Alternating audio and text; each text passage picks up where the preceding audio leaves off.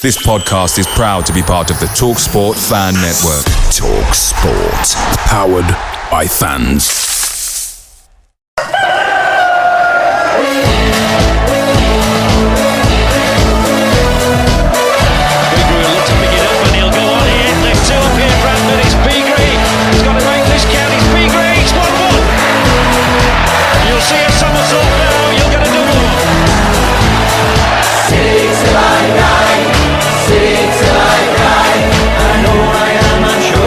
In the world, good morning, good afternoon, good evening, good night. Welcome to the Bradford City Vs Wycombe / other city stuff live on Twitter and soon to be on the podcast. Joined by lovely Diana and Wycombe Wycombe journalist Harry. Yeah, pretty like that, I think. I think that's right, innit? Yeah. So. Yeah.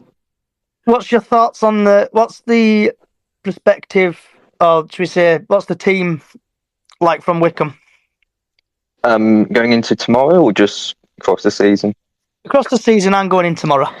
Across the season, a lot changed because we had a massive summer window. We had a new manager come in, Matt Bloomfield, and he made a lot of changes.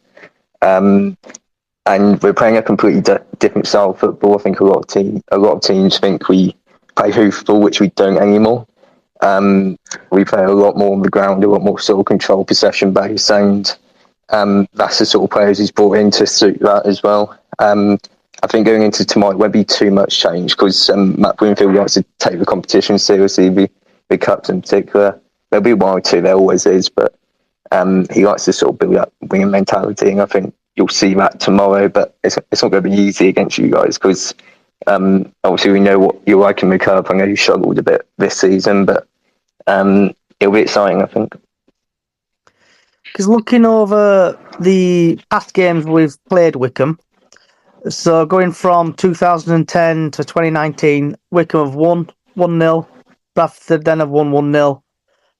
February 2013, Bradford won 3-0. 19th of March 2013, Bradford won. 25th of August 2018, Wycombe won. And then 2nd of February 2019, Bradford City drew 0-0 with Wycombe. And with the team, Harry, who's the main threat for Wycombe? Main threat?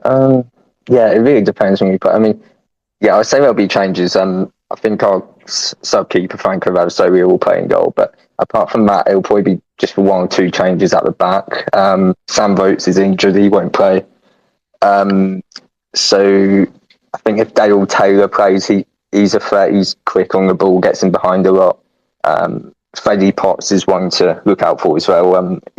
He's on loan from West Ham, he played in Europe for West Ham last season. He just sees the game differently. I'd probably say he's the best midfielder in League One. We won't have him next season. He'll probably be playing for West Ham next season, and he just sees the game differently. He can play a pass that no one else sees. He just looks so composed on the ball. I think he'll be the main threat.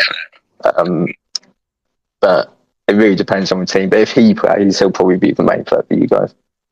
So looking at the stats from Mob, sorry. Luke Leahy? Yeah, Luke Leahy. Yeah, he's been very good. Very good player. He signed in the summer from Shrewsbury. We actually bought him from Shrewsbury, which is rare for us to spend money on players. And he's been a really good signing. He's playing more centre-half now. He's a midfielder. He's been playing centre-half on that left side of the three for us. We play about 5 usually. And yeah, he's scored a few penalties, but he's another one where he's just solid on the ball. He's experienced as well. So yeah, he's been a great signing for us. And like you said, he's got the best rating this season. And yeah, he's been a big signing for us as well. Because looking at it, he's your top goal scorer on 5, his assist on 4, and goals plus assists together he's scored 9 altogether. So he seems a threat if he does. Do you reckon he'll play tomorrow? I think he will, yeah. I think the goals would be because he did play midfield for the first 3 games. I don't think goals will be a threat from him tomorrow if he plays, because it will only be from like a penalty or free kick. Really. That's where most of those will come from. But like I said, sort of on the ball, he's brilliant, and a bit like Potts, he can sort of see it differently as well. But that's I think he will be one that does play, just because he's a bit more experienced as well. So he can be a threat, but he won't play in midfield where a lot of people expect him to. He'll probably be playing centre half, if not left back. He played left back on Tuesday night, so he'll probably be playing at the back in some sort of way. And is there any like fresh injury concerns for Wycombe or anything, or any players like missing the game or anything like that? Yeah, so Sam Vokes won't play. He got injured against Cambridge, so he definitely won't play. Jack Grimmer won't play. He's out as well long term, but I think relatively speaking, we're injury free. It's just those two really. Vokes is a massive miss. He's not a regular starter anymore, but he just brings something different to us. Yes, we're sort of a team who plays it on the floor, but when we do want to go wrong in the last few minutes as well, he's a brilliant player to have up top. I mean, I know he's getting on a bit, but he still is that Sam Vokes that was in the Premier League. He's that same sort of player. He's just a lot slower now, so he can still cause a threat. So yeah, he's a miss, but he does bring something else to it as well. So Sam Vokes, 34-year-old.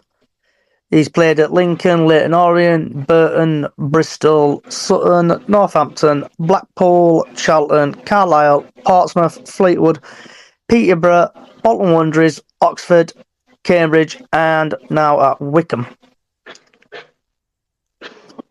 So, Diane, what's your thoughts on the game tomorrow?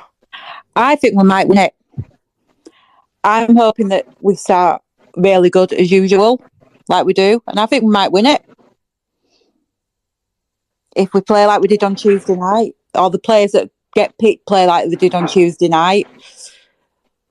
So hopefully, fingers crossed, we'll be through to the second round. Is it replays tomorrow, or is it straight knockout? I think there's replays, yeah. Replays. So looking at the referee for tomorrow is a guy called Declan Bourne. And he has had a couple appearances in the EFL Trophy where he's booked 3 people. He's not given anybody a second yellow card or a red card, but he's given 1 penalty. He's refereed in League One, where he's 2 appearances. He's given out 11 yellow cards, no second bookings, no red cards, no penalties. In League Two, his appearances 5. He's giving out 22 yellow cards. He's giving out one second yellow for a red, 1 red card, and 2 penalties. 2 penalties. Altogether, he's given 35 yellow cards, 1 second yellow, 1 red, and 3 penalties. So what's your thoughts on the refereeing situation, guys? Evening, guys. Evening. This sounds like there's a certain way of playing in League Two, doesn't it? If the games that is maybe that's the way the games have fallen in terms of like League One. But there's a kind of cynicism about League Two, isn't there? And at the start of the season, when they were talking about the time wasting and ball in play, League Two had the fewest amounts of minutes that the ball was in play. Now, obviously, a lot of the time the ball will go out, but it also does suggest that teams come and shithouse. So, are there more professional fouls? Are there fouls for time wasting? So that could be a factor. Sounds like he doesn't particularly dish them out, I guess. But I have a question for is it Harry, the Wycombe fan? Yeah. What's your team's recent record against kind of teams below in terms of like, have you approached games? Have you generally won as many as you lost? Have you got a kind of, have you put first like stronger sides out? How's it kind of panned out for you guys recently? Yeah, it's a weird one. I was on about this on a podcast yesterday. We were doing on the Wycombe side of things. It's like I said, Matt Bloomfield, our manager, likes taking the competitions a bit more seriously than I think we have done in the past. So he does put strong teams out against lower league sides. I just think it's been a bit 50-50 whether we've beaten teams below us or considered weaker than us when it comes to quality. Because I feel like sometimes, we might play Oxford or Portsmouth where we'll be more motivated for it. And we get a good result, maybe a draw and take a point away. But when we play with teams lower than us, and nowadays with the Wycombe, we've got that when we're trying to push for a championship, we're expected to beat them. We don't tend to do it convincingly or if at all. So we like putting a strong team out. We like building that winning mentality that he likes to have at Bloomfield, but sometimes it's not convincing. It won't be a high score line tomorrow. That's what I'd say. So from your point of view, is that down to mentality, which all teams suffer from that mentality when they play lower teams? Or does it maybe come down to like the style of playing League Two is kind of, how have you lost to teams? Have you lost to teams that have been surprisingly good, or have you just been kind of almost outmuscled in these games that you've kind of lost at lower placed teams? I think it's a combination. I think sometimes we can be complacent, but also, that old Wycombe we're used to, where it's a bit more direct, a bit more, when we used to have Akinfenwa, we'd just lump it up to him sort of thing. We're not like that anymore. We're more of a team who plays on the floor, and I think we're not used to facing teams who do what we did in the past. And sometimes that can be a barrier because we're not used to that sort of thing. We're usually the team doing that rather than the other way around. So it's an interesting one. Yeah, that is an interesting one, because I think for us from last season, when we played League One sides, I think obviously we've had people's opinions on Mark Hughes, etc. But I always felt that when we played against a League One side or a lower mid-championship side, we played better because our style of play kind of was suited more towards football inside. I mean, against Middlesbrough, they basically outclassed us in every department. They were just so much better. So yeah, that'd be an interesting thing tomorrow. I'd be interested to see how the teams play against each other. What's anyone else's thoughts? I'm hoping we do win tomorrow. I think we're going to win 1-0. And I think Andy Cook's somehow, some miracle, going to score a goal. And then we'll just defend and hopefully win. Yeah, let's just hope for that, for the win. Like you say, Cookie getting back on the scoring trail like he normally does. I'm going 2-1. I think the interesting thing from our point of view is how Truman plays under his own kind of, because when he's been on the touchline, he's had the it was basically Ken McDonald, wasn't it, who was managing the team, so he was dictating the tactics, whereas it's down to Truman. So that will be interesting to see how he does play, because obviously when he was when him and Sellers managed, he obviously had a partner, I guess, a bit like the Cowleys. And then when he's been on his own, it's not been quite as good. But then I suppose he's been put in situations where the team probably hasn't been performing anyway. So I think the win on Tuesday night has maybe kind of hopefully alleviated that little part of it. But so I would be interested to see how we play, whether we will play kind of nearer to how we played under Big Kev, or is it something going to be nearer towards Mark Hughes, or is he just going to lump it up front? I don't know. Any thoughts, anyone? I can't remember how we played last time. Did he hump it up front last time, or would it like pass about? I can't remember off the top of my head. I think it was a mix, but to be fair, I don't think for a long time that we've been that many games where we scored 2 or 3. Really, there's always been by the odd goal. And so I don't think as a side we've got it in us, and especially not against a side like Wycombe, who obviously are a decent side in the league above. So I can't. I think it's going to be by the odd goal if we win. And from our point of view, we're obviously hoping that Wycombe have one of those days, as every club that's higher up does, that they, kind of take the lower league side for granted. But so I honestly don't know. I mean, it's like going back. We played some okay stuff, I think, under Truman and Sellers, but for the first, as was mentioned yesterday, the first half of their sort of stint, they won quite a few, but then the thing I remember about that, and obviously it's been a few years, so allow sort of Truman to have kind of developed in that respect. But the thing I found was when we did start losing, is that he didn't know how to change a game. And I remember him being interviewed afterwards, and it's clear that he was very much like a modern juniors coach, where it's all kind of by the book. But perhaps had he maybe played the game at a particular level, that may have sort of kicked in, and where you can kind of see what's going on and what you need to do to change it. So I'll be interested to see. So I think I can't predict it tomorrow. I think that's testament to maybe ourselves, but also with the notion that you don't know what kind of Wycombe's going to turn up tomorrow. So looking at the TNA and the article they've put out, Team News, Matty Platt has recovered from his toe injury against Sutton. Tyler Smith is pushing for start following his EFL Trophy hat-trick. And then Team News for Wycombe, striker Sam Vokes is out with a hamstring injury, but Joe Lowe is available after serving a one-game ban. So let's go to the Parader. He's got something to say, and Miss Kelly.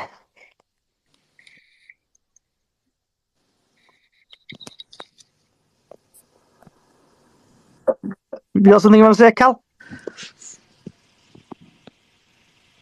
Hey up. We're having technical difficulties again, Kelly. You know me, don't you? She's there. There's fireworks going off mental down here as well, so dog will probably start soon as well. Have you got any thoughts on the game, Cal? Can you hear me? I can hear you. Have you got any thoughts on the game? Wait, for tomorrow? I ain't got my king. For tomorrow, yes, for tomorrow. I can't call this one tomorrow. Cause the thing is, tomorrow's not going to be no atmosphere, is there? Because they've not opened the full ground for a start, which I don't think helps with games. I think it's going to be a tough game for us tomorrow, and I think I'm going to draw tomorrow. I think we'll be lucky to get a draw. And what about you, Paredes? What's your thoughts on the game? Hiya, can you hear me all right? Can hear you, bud. Loud and clear. Right. I don't know. I think one thing I wanted to bring up is that I expect that a lot of pressure to be lifted off the team. You know, I feel like they're sort of, the mentality is going to be right. The pressure's not on the team right now, especially with everything they've gone through. In terms of result, I wouldn't be surprised if we win, but I wouldn't say I'm expecting it. If we lost, I don't think I'd be too annoyed about that. I think I do feel for the lads in the way that they're going through a lot of change at the moment, and that could make things difficult for them. But at the same time, it's a cup hit. Just go for it. There's no pressure. Everyone's aware of what's going on, and I think it's a time for them to go out and enjoy themselves and maybe, potentially, show themselves. There's a high likelihood that potential managers are going to be there tomorrow. So I'd say, it's an opportunity for them to go out and show what they can do in an environment with probably slightly less pressure than usual. And like when you're saying there, managers are going to say that's what I think people will be looking at tomorrow, won't they, when they come to the ground? Oh, is so-and-so here or is so-and-so here? So I know quite a few people are apparently boycotting the game out there and going to a different team in Bradford somewhere? Yeah. Albion Sports. Yeah, it is. I don't know how much I agree with that personally. I don't. It's for me, you know. I would listen to the space last night, but I couldn't really speak that much. You know, I get it. You know, there's a lot going on, but at the end of the day, we're not Ryan Sparks supporters. We're not Mark Hughes supporters. We're not Andy Cook supporters. We're not Harry Lewis supporters. We support Bradford City, you know, and I think we need to show that. That's my feeling. I can understand the frustration completely, but I just feel like not supporting the club's the wrong way to go about it. Why are fans boycotting? I thought fans were boycotting the pizza trophy, not the FA Cup. I think they're boycotting the whole club at the moment, or trying to. Oh, that is the way I've sort of interpreted it. Because there's people on like social media, I think, planning to buy tennis balls and stuff, and they say, "No, we're going to go to this other team in Bradford. It's half price season. If it's half pricing or something, if you've got a season ticket, what?" I know they're trying to bring money into the club. That obviously that national, whatever team it is, National League North or South team. I think Tadcaster. I think they're playing Tadcaster Albion.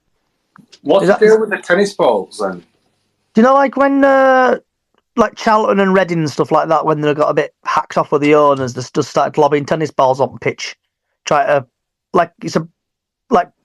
fans trying to frustrate. But I don't know how it works really. Just throwing tennis balls on, or surely add time and stuff to it all. So with that, then they're thinking, right? Okay, I'm assuming that they're trying to get the game disrupted or stopped. So as fans obviously complain about or kind of let teams know about the travel, how much they work all week, and then put money into it. So they're going to just completely ignore Wycombe fans. Don't care about Wycombe fans. Don't care the fact that somebody's brought up the kid maybe for the first game. They're just going to do that because that's what they want to do. So, yeah. Absolute idiots, aren't they? They are. I mean, you know, they have a right to protest, and if that's what they want to do. But I think to kind of do anything disruptive, or to kind of not complain about there being no funds and then not come to the game. Yeah, I mean, you know, it's to their own, but you know, it's not for me. Going back to where Charlie at the parade is. So from what you're sort of saying, then tomorrow's pretty much a free game. Would you say that? That's what I think. Yeah, I understand a lot of people want a cup run, and I'd appreciate a cup run, but we're not quite at the stage in the cup where the pressure's on. If you know what I mean. Can you imagine how them players feel? You know, if they read all these posts about boycotting and not turning up to games, can you imagine how that makes them feel? I mean, I know some of them just go out there for the wage. You know, majority, probably half the players will do that, but them that really want to play for our team, I can't imagine what they feel like. If You mean like Bobby Poynton? Yeah, exactly. Yeah. That wants to play for your hometown club. I think the club though is missing an opportunity. So the FA Cup tickets, I think, were £15.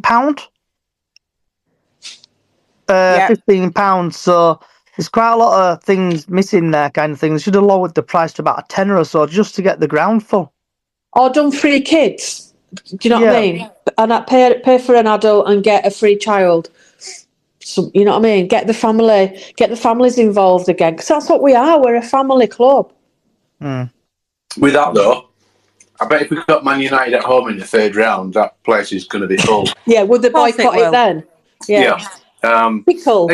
I mean, it's understandable because it's kind of, but yeah, maybe they could have incentivised it a bit better in that respect. So, sorry, I'm just eating my tea. Sorry.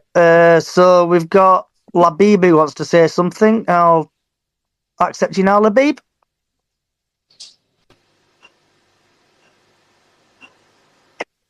You okay, Labib? Yeah, hi, you're right. On the price of the tickets, I know it used to be the case, I don't know if it still is, but certainly with the FA Cup, the admission prices had to be agreed by both teams. I don't think that's the ruling with the League Cup, but as far as I know, FA Cup tickets had to be mutually agreed by both sets of clubs. Is that still the case? I'm just going to put it in Google. I mean, obviously, I think everyone's absolutely spot on. Mr. Trick should have had it at a fiver or whatever it is, and get as many people in as we could. Personally, I think any home draw in a cup match is perfect. You can never ask for more than that. It's the first round. I don't know who people were expecting, really. So first round at home, that's the best you can hope for. I think it's a decent enough tie, isn't it? Because there's that whole thing of you don't want to play someone in your own league, and then there's always the banana skin of a lower team in a division or two below you. So I think my mate kind of said it, and it probably sums it up. I think Bradford City almost are better when we're underdogs. So I agree with Labib. I think it's a decent tie. And it'd be good to see kind of how far off we are, really, in terms of a decent League One side.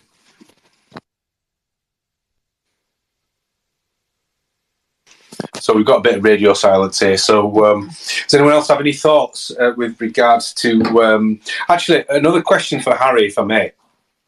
The injuries that you've got, or that Johnny read out earlier, or your injury news, is that going to affect you? Do you think, if that player's out, that's was scuppered, or does it not make a difference? I don't think it's anything major. I was saying earlier about Sam Boach just giving us something different. If we need to switch, what style we're going with. But he's the only major one, I think.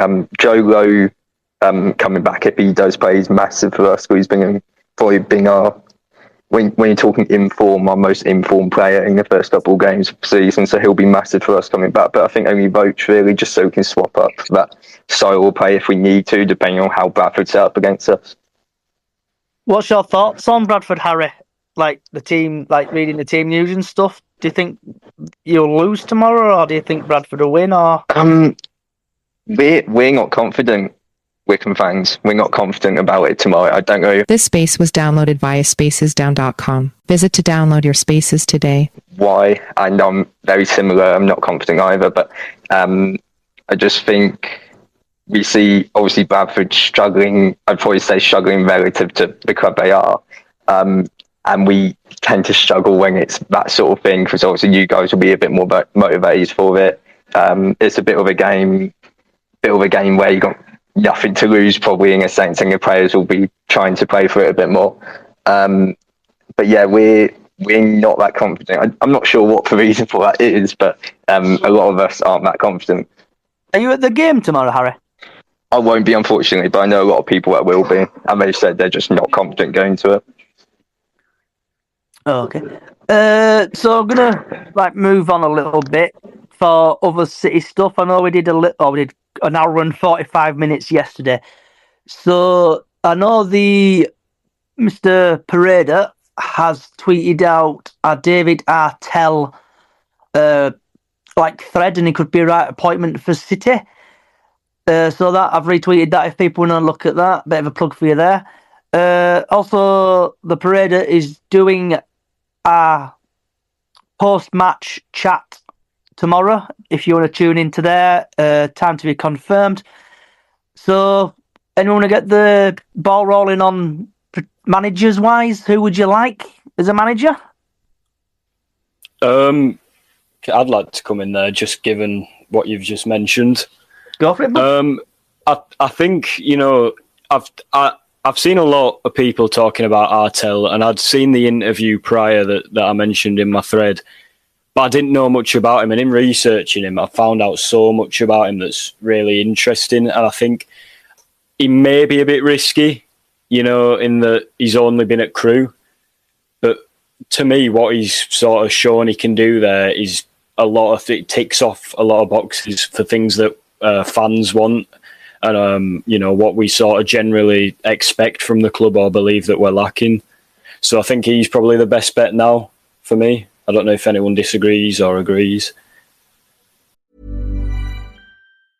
Why wait to see if you'll get something you like this Valentine's Day, when you can go to BlueNile.com and find something you'll love? Whether you're looking to treat yourself to a little winter sparkle or show a galentine how much you appreciate them, Blue Nile offers a wide selection of high-quality designs, expert guidance, and free 30-day returns for the ultimate peace of mind. You can even design your own jewelry. Right now, save up to 50% at BlueNile.com. That's BlueNile.com.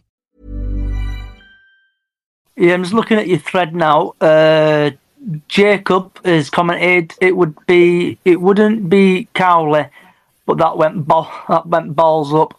So looking at your thread, I'm blaming Charlie for that because he did a detailed analysis of the Cowleys. Is it Charlie's fault? Yeah, that's my fault. I mean, I put that analysis of the Cowleys out, and then he changed his mind, so he must have not liked it or something like that. He must have missed something off, and he took umbrage with it. But no, it was very good analysis, actually. So thank you, mate. You're very welcome. I have to say as well, because I'm going to have to go now, but I thought yesterday's space was very good. In fact, I think there's been a very good set of quality spaces that we've had on here, and I think it's a testament to everybody that we're all kind of might have different opinions or whatever, but we've all got Bradford City at heart, and that shows from the people that are kind of contributing. But I think really high quality space yesterday, so it's brilliant to kind of be a part of it. Yeah, just say thank you everybody for joining and the love and support you are giving. Like Stan, Diane, Callie, and a few other people, and Labib recently joined. And I think this is the 12th episode, so I just want to say respect to everybody for joining. Thank you very much. So back on to the Paraders. Just a quick snippet from one of his part of his thread. So below are Lucas' stats during his second full season at Crewe, 2019-20. Promotion winners. So he had shots on target, 5.2, it's first. Big chances created, 67, first. Goals per match, 1.8, first. Average possession, 58.3, first. Acute pass per match, 37.9, first again. Stats galore there. Richard would love a bit of XG in there. So looking at that, I would agree with the Parader. David Artell seems a good top manager. I think he'll do well for City. And what's everyone else's thoughts on David Artell? You got any thoughts, Diane, love? No, not really, but he sounds like he's going to be a good manager if we get him. If we get him, yeah. If, big word, if. If he decides to come. If he comes. Yes. So has anyone got any... Hopefully no more U-turns. Yeah, we don't want any more family matters, do we? Yeah, I was kind of on the same page, really, regarding Artell. I was actually... the lower league look, they were running a space, and it was the first time I'd kind of tuned into it. And it was literally on the same night that Mark Hughes got sacked. And it was we heard the announcement whilst we were actually on that space. And I think immediately David Artell's name was mentioned, and I'd never heard of him. I'll be completely honest. I think we've said this before. I think Stan has kind of made the same point. We know what goes off at our club, but me personally, I'm not really aware of what's happening at other clubs and who managers are and who players are. So name didn't mean anything to me. But the last couple of days, like has been said, I've been finding out more and more about him.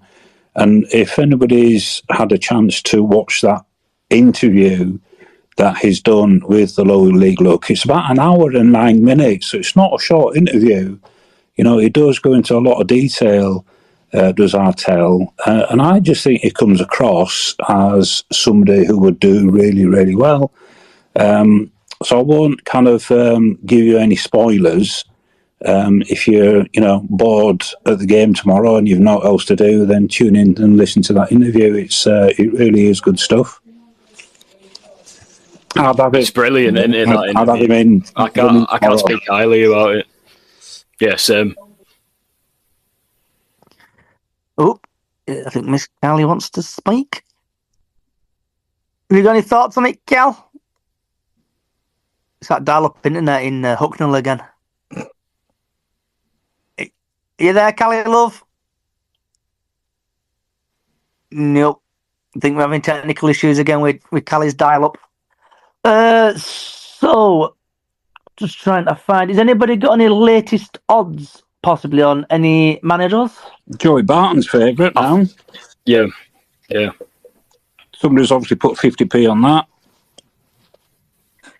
It wasn't me. Do you know on the Joey Barton thing? I'm just driving. I am sort of like I've got both hands on the wheel, so I'm okay, guys. But I was watching Liam's show last night, and they were coming out with some of Joey Barton quotes that were taken from the the dressing room, and it was embarrassing in terms of he's always kind of come across as this sort of deep thinker or whatever, and it's almost like Mike Bassett levels of motivation. So I wouldn't want him anywhere near the club, to be honest.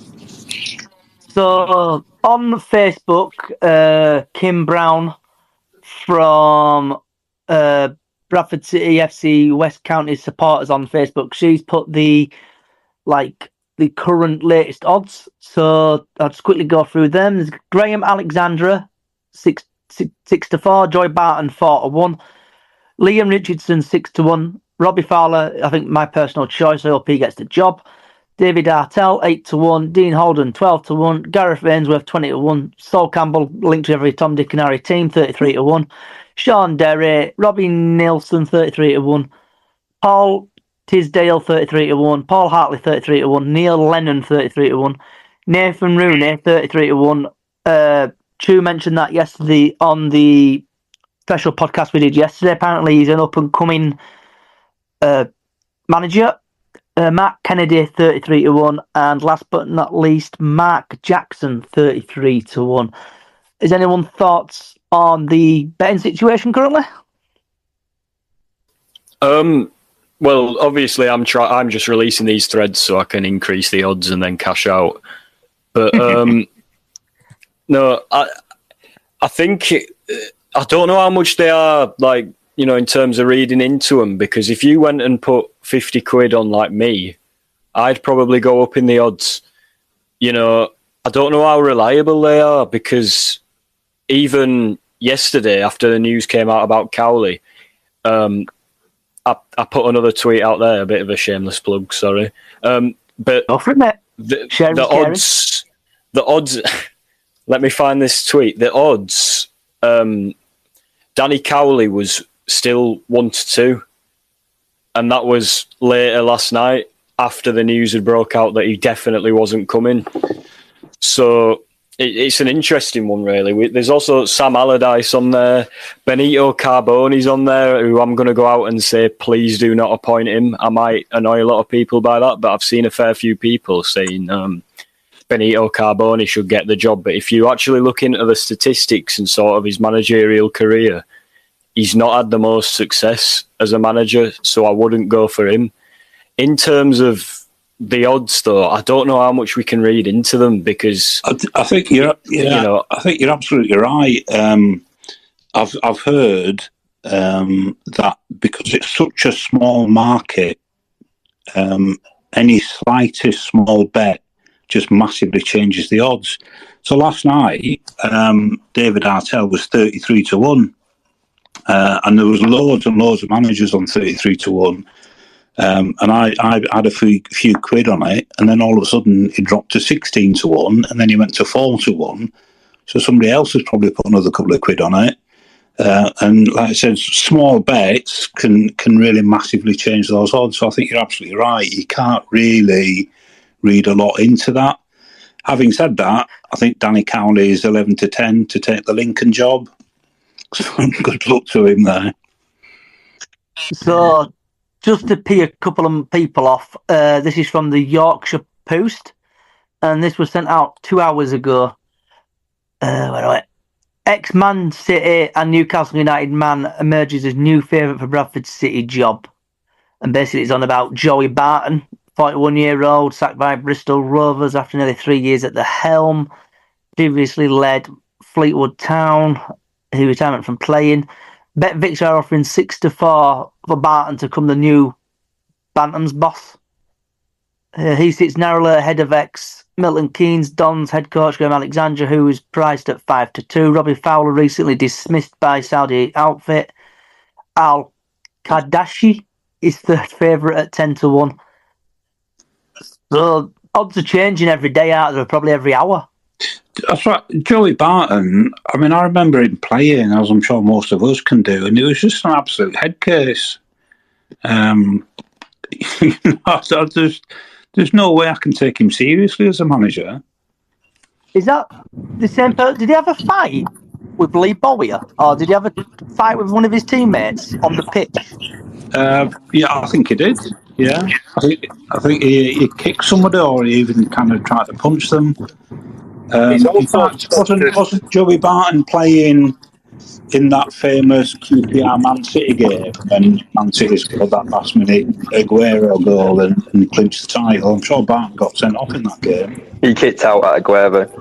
Yeah, he got himself sent off, didn't he? They were down to 10. I think they were winning at the time. Didn't he also stop a cigar in somebody's eye?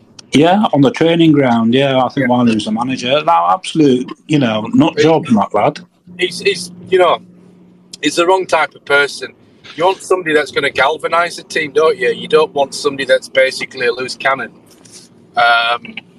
And so, I mean, I think going back on the odds, do you think part of it as well is that there's a little bit of gamesmanship maybe with agents kind of boosting odds or something, or do you not think that they've got anything to do with it in terms of, because there's obviously media stories and a lot of that is maybe agents and managers themselves trying to get leverage?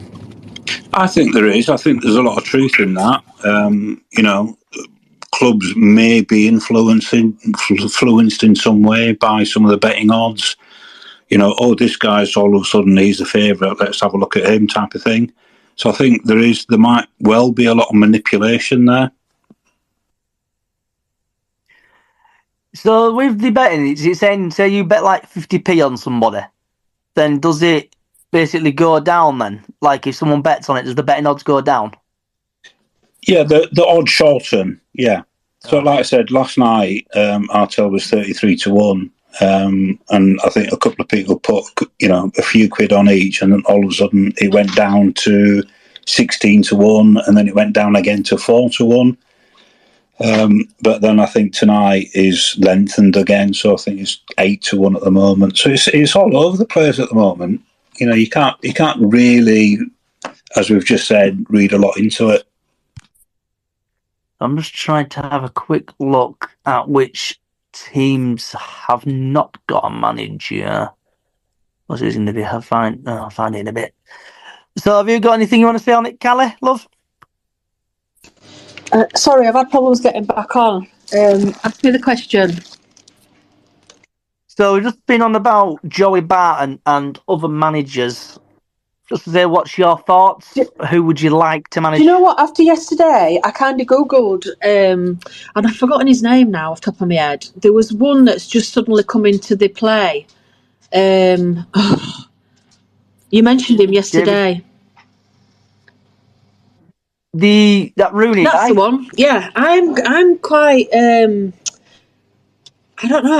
I'm warming to him now after reading about him, and you know what I mean, and the way that he's been lately, and the way his, clubs have come on. But then I started looking at Stuart McCall, and I know it sounds really bizarre, and I know he's been here 3 times, but he's got a lot more experience now, and he's done well at Sheffield United.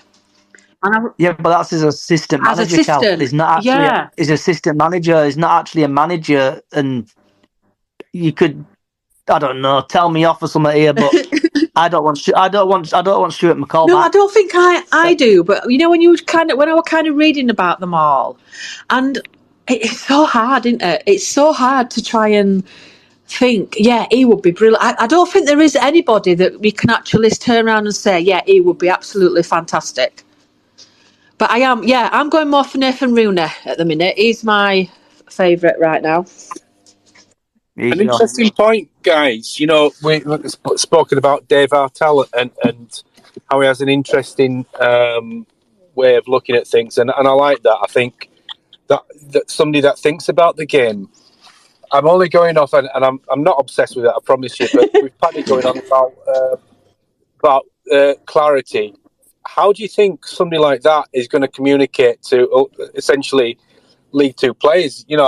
I'm saying this as I like the concept and I like the idea that attracts me to a person in terms of the way that they think, and that they think not necessarily outside the box, but in a kind of mature way. Do you think somebody like that would be too much for some of our players? Maybe it's what they need. Maybe they all need a big kick up the arse. Excuse my French, but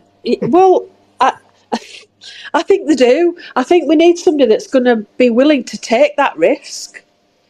Well, nothing else has worked lately, has it? Not since, 10, 15 years ago? We've not had a successful manager, I don't think, since the Parky and Jewel days.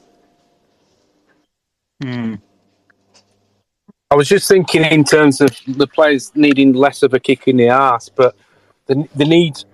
I mean, I'm picking on one player, and I think, that's kind of just one thing. But, from what people have said, it might be what we need in terms of, just somebody having a bit of intelligence, because we've got players that can respond to that, especially people like Big Kev, somebody like Jamie Walker or Harry Chapman or whatever. I'm sure they can, kind of learn from somebody like that. Any thoughts, guys? We've had it before, though, haven't we? Derek Adams, the promotion kid. We've had it with bloody... Yeah, but Derek was a dinosaur, though, wasn't he? He wasn't somebody that kind of thought of the game. He was very much very functional. Whereas if this Dave Artell has kind of interesting ideas, that's kind of, I know what you're saying, because we've gone through the merry-go-round of managers, but I haven't looked into Dave Artell, but I will do at some point tomorrow morning, I think. So do you think, looking at the hashtag now, Joey Barton, Gene has just tweeted out 23 seconds ago, bit of a nighttime reading for official Bradfords. Should they need it on this cold, chilly night? Joey Barton is a playground bully who shouldn't get back into the game after Bristol Rovers sacking. But do you think that if he comes to us, if a kind of manager like that would then come to Bradford, do you think he's going to come in all guns blazing and be in that kind of way with players? Or do you think he's going to take time and get his feet under the carpet first? It's a tricky one, isn't it? If they say tomorrow or Sunday, they say, right, we've got Joey Barton on a 3-year deal, I think the Twitter hashtag would have a meltdown over it. Because he's got a bad reputation. Yeah. But is that a really bad thing if it wins games? Because ideally, at the end of the day, we want to win games and we want to get promoted. Yeah, true. So I need to get that list back up again. So with the list, where have I put it? There it is. So the list, here we go. So the current favourite is Graham Alexander. He's managed Salford, if my memory serves me correctly, but he got him to 5th and then he got sacked. After that, Joey Barton. So personally, out of the list, what I've seen, I would be happy with Graham Alexander, Robbie Fowler, David Artell, or Nathan Rooney. What's your reason for Robbie Fowler? I'm not questioning it because I don't know enough about his managerial record. Same here, but looking at news articles and stuff, he's been doing all right in Saudi Arabia. like he won the manager of the month before they sacked him. I mean, that's very difficult to gauge, isn't it? Because it could be that the Saudi owners or these particular ones, because they're pumping a lot of money in, are very trigger happy. So hard to. Because I think the sacked Robbie, and then they brought in some like ex-Real Madrid manager or player. Do you think Robbie Fowler's going to come to us, though? I know we had discussed this yesterday, but with Bradford City, it's actually like Callie's been saying, it's a fan club, it's a good club. We're not like Scunthorpe or Southend, and I know people slag the owner off, but we're well sound. So if Root puts his hands in his pockets and in January actually throws money at the club, we could actually probably get into playoffs. We are a good club, but I don't think the job is a great prospect because, you know, it seems like managers are kind of loath to maybe stake their reputations in a job where in 9 months, 16 months' time, you're going to be out of the job and you know, the expectations are too high and the slightest slip up, you know, as we've seen in the last sort of couple of managers, 2 or 3 managers. So I agree, as a club, we're a great club, and aside from a few sort of, like you get at every club, I think we do have a good fan base on the whole. That side of it, I don't think is in question, but it's more a case of like, is the actual job itself, not the club, but the job, is that something that would put managers off? You're on about like the owner, for example, and the fans who.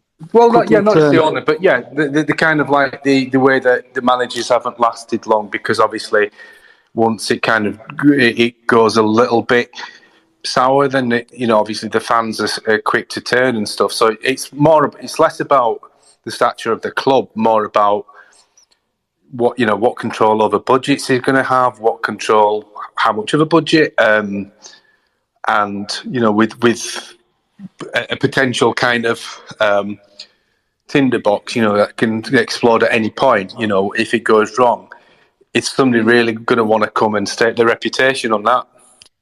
Because, like you're saying, their reputation, we had like before Derek Adams, the dinosaur, people call him, the Scottish angry dinosaur, I like to call him, who peed off quite a lot of fans. But you got him in, and then you got Mark Hughes. Well, like after the space yesterday, I got thinking, what did actually Mark Hughes actually do for the club, apart from doing skills on touchline and not fans going mental about it? Well, he took us from 15th, didn't he, and got us to the playoff semi-final. Sorry. No, go ahead, Charlie. That's cool. I think he massively increased the profile of the club. There's a lot of players we signed who, do you think they would have come if they didn't have Mark Hughes? Mark Hughes was a massive selling point, not just for transfers, but, you know, getting people through the door. You know, loads of people were talking about it, not just Bradford fans. You know, if say we appointed, David Artell, for example, nobody would be talking about it apart from League Two fans and, you know, maybe Crew fans, Bradford fans. But, you know, if you asked a bloke down the pub about David Artell, they'd go, who? But if I said, you know, when we got Mark Hughes, people were going, how have you done that? You know, or, I can't believe he's there. You know, it massively increased the profile. And improved us, of course, got us to the playoffs, which is unbelievable. It's like, were you point there, but it's like working as a binman for council and stuff, just like walking down the road and speaking to members at public, like wearing my Bradford City shirt. Oh, it's Mark Hughes, your manager. How have you ended up with him? It's like, yeah, it's Mark Hughes, he's all right. And then, like, other week, people asking me, oh, they sacked him. I went, yeah, he's gone. He went, no, that's a shame. So, like, Mark Hughes is a big name, but I know, like, big names, like, I don't know, Parky at Wrexham, for example. Parky's a big name, innit? And, like, oh, you play with Parky. And they signed all these players, like, League One players, probably because of Parky, also the money, greedy buggers. But it sometimes just frustrates me, like with managers who we get. Some like, can you imagine like if Gary Bowie at the club? Do you reckon, like with you, Charlie, saying there about like having Gary Bowie at the club, for example? Do you reckon we would bring in Walker and stuff like that? I think personally, Walker was a lot of Derek Adams' influence behind him being at the club, and then I think he sort of fell in love with the club during his loan. I don't think that were too much to do with it, but perhaps like in hindsight, things didn't go exactly to plan. But if you look at it, it was a statement that we made having Mark Hughes in, a massive statement of intent. And I think that's, the culture of the club is something that needs developing, not just what we do on the pitch. And I think Mark Hughes did a lot for that. But, I hate to bring his name up in every sentence, but, the likes of like David Artell, we need someone, or the Cowleys, we need someone who can come in and sort of say, this is what I want to do. And they need to stay there long term and create an identity for the club. We don't have an identity. It's like, I don't know if I mentioned this on the space yesterday or when I mentioned it, but, say you're talking to like a Millwall fan, for example. When the average person talks to a Millwall fan, they'll go, who do you support? Oh, Millwall, And then the average response to that will be, oh, I fucking hate them. When you tell someone you support Bradford, they'll go, oh, Bradford. Maybe they'll talk about the cup run a few years ago. That's it. And it's a lack of identity at the club that, I feel like we need. So there's, somewhat a problem in that when we talk about Bradford, there's nothing that comes with that. You know what I mean? That's what I think. Right. Have you got any last words, Miss Callie? I want to know, I don't know what you guys think. What happens if no manager comes forward and we've got and we don't find anybody? Does Truman just carry on? Possibly. Or they might get another caretaker to replace the caretaker again. I'm just, I don't know what other people think, but I'm a tad worried now. And just due to the fact that, what if nobody wants to manage us? Are we that bad of a club? I mean, I obviously don't think that, but do you know what I mean? Do all these managers that are in line now think that? Is it going to affect us, the fact that Cowley has turned us down? I think there's a manager there. Obviously, I don't know how many have applied.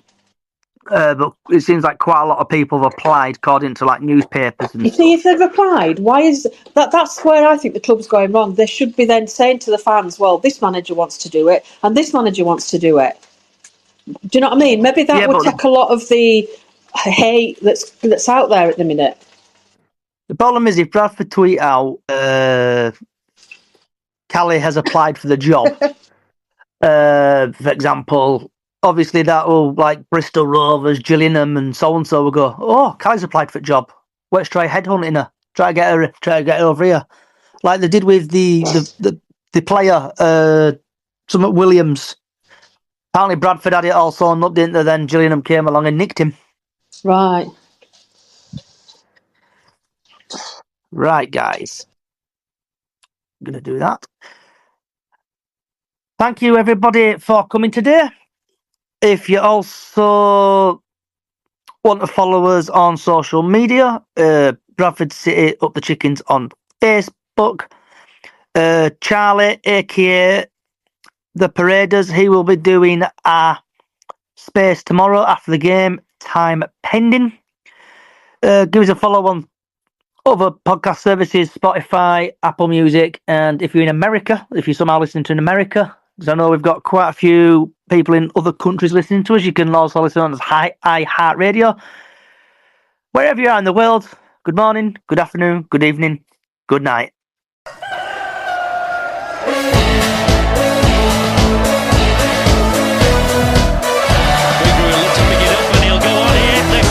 Bradford is P. Green.